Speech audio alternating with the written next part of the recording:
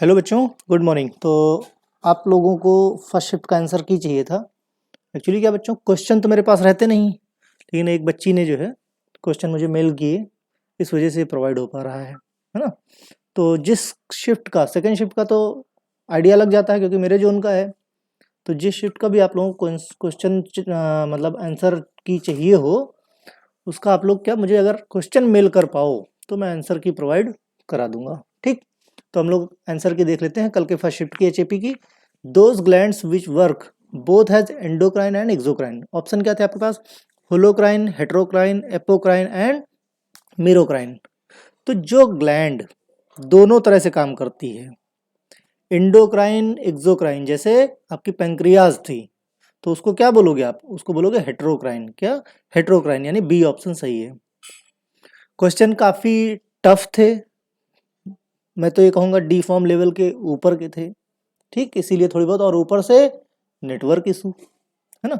खैर कोई बात नहीं, फिर भी बच्चों ने ठीक किया। All are none is the phenomena related to. All are none phenomena किससे related? Muscle relaxation, muscle fatigue, action potential या मसल कॉन्ट्रैक्शन। तो ये एक्शन पोटेंशियल से रिलेटेड होता है। Crypts are present in tissue. Crypts are present in tissue, tonsil, spleen, reticulo endothelial या thymus.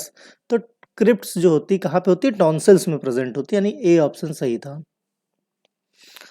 Next है chromosomes are present इन। बहुत आसान है ये, साइटोप्लाज्म, न्यूक्लियोलस या लाइसोसोम या न्यूक्लियस। तो सिंपल सी बात है, आपके जो क्रोमोसोम्स होते हैं वो कहाँ पे? न्यूक्लियस में प्रेजेंट होते हैं। ये आंसर ठीक था, है ना। मैंने देखे 8-10 क्वेश्चन इजीली हो जा रहे हैं, और 8 क्वेश्चन की बेसिक रिक्वायरमेंट है। In a reflex of connector neurons inter neurons is present in. ये भी बहुत आसान है भाई। कोई भी रिफ्लेक्स एक्शन कहाँ से स्टार्ट हुआ, मतलब किसके थ्रू रेगुलेट होता है? अगर देखा जाए तो वो कहाँ से? स्पाइनल कॉर्ड के थ्रू होता है ना। जैसे कोई आंख की तरफ अगर उंगली मारता है तो अपने आप पर के आपकी झपक जाती है ना, मीन्स ऑटोमेटिक। उसके लिए ब्रेन तक मैसेज ले जाने की जरूरत नहीं, स्पाइनल कॉर्ड इटसेल्फ डिसाइड कर लेता है। यानी इसमें आंसर क्या होगा? Spinal cord. Lymphatic fluid is rich, ये भी बहुत सा आसान सा है। Iron, antibody, basophil, neutrophils. तो सिंपल सी बात है कि लिम्फेटिक फ्लूइड किसका? एंटीबॉडी से रिच होता है। ठीक, तो कुल मिला के ये है कि पास होने की दिक्कत नहीं थी, आराम से हो गया। बस ये है कि हाँ नेटवर्क इशू हो गया, वो एक सीन था। White fibrous tissue is also called as, ये भी ठीक है। वाइट फाइब्रस टिश्यू को क्या बोलते हैं? Reticular tissue, areolar tissue, collagen tissue या लिगामेंट। तो सिंपल सी बात है, कोलेजन टिश्यू को क्या बोलते हैं? White fibrous tissue. अब name of mitochondria was given by, ये भी देखो बचपन से पढ़ते आ रहे हो 6th क्लास से। माइटोकॉन्ड्रिया कौन दिया भाई? वीरा, बेंडा या फ्लेमिंग या पैलाडे? तो कार्ल बेंडा ने दिया था नाम क्या? माइटोकॉन्ड्रिया का। इन्होंने क्या किया था? इस माइटोकॉन्ड्रिया का नाम माइटोकॉन्ड्रिया दिया था, यानी आपका बी ऑप्शन सही है। In an ECG graph the period of relaxation in heart beat denoted by. Relaxation, heart जब रिलैक्स होता है means depolarisation of ventricle, that is denoted by T, right. T और एस में थोड़ा सा कंफ्यूजन है अभी भी, है ना। हीमोग्लोबिन इज, ये भी बहुत आसान है। हीमोग्लोबिन क्या होता है भाई? जाहिर सी बात, आपका आयरन और ग्लोबुलिन मिलके बना होता है। तो क्या है ये? प्रोटीन है भाई, पॉलीसेकेराइड है नहीं, हार्मोन है नहीं। तो हीमोग्लोबिन इज प्रोटीन, यानी सी ऑप्शन सही है।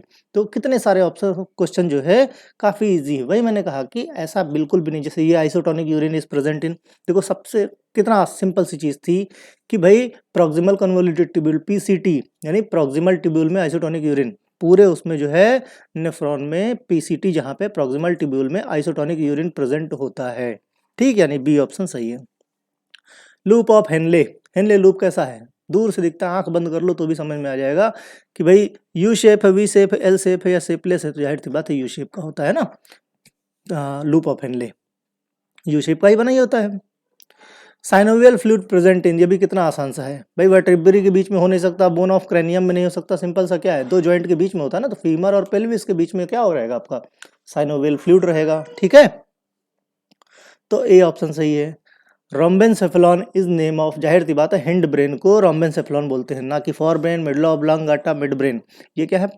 पार्ट है हिंड ब्रेन के, लेकिन hind brain is called as rhombencephalon, यानी डी ऑप्शन सही है।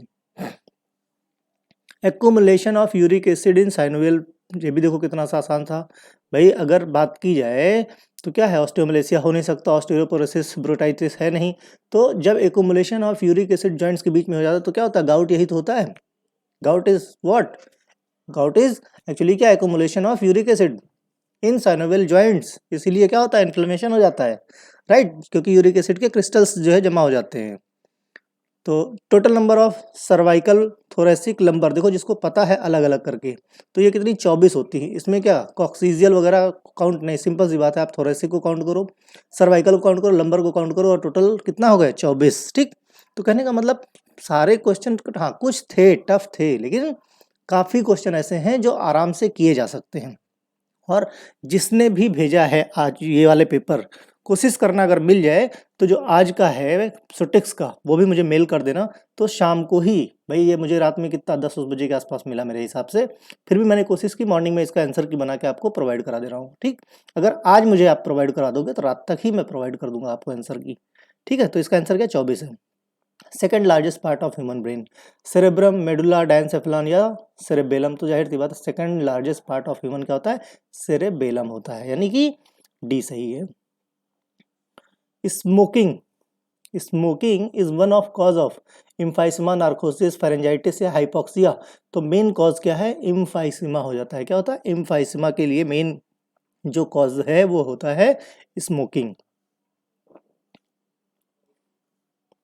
Lecithin is present in, lecithin, हाँ ये थोड़ा सा ट्रिकी था। लेसेथिन प्रेजेंट रहता है कहाँ पे, एल्वियोलाइज में, यानी कि कौन सा ऑप्शन सही है, सी ऑप्शन आपका ठीक है।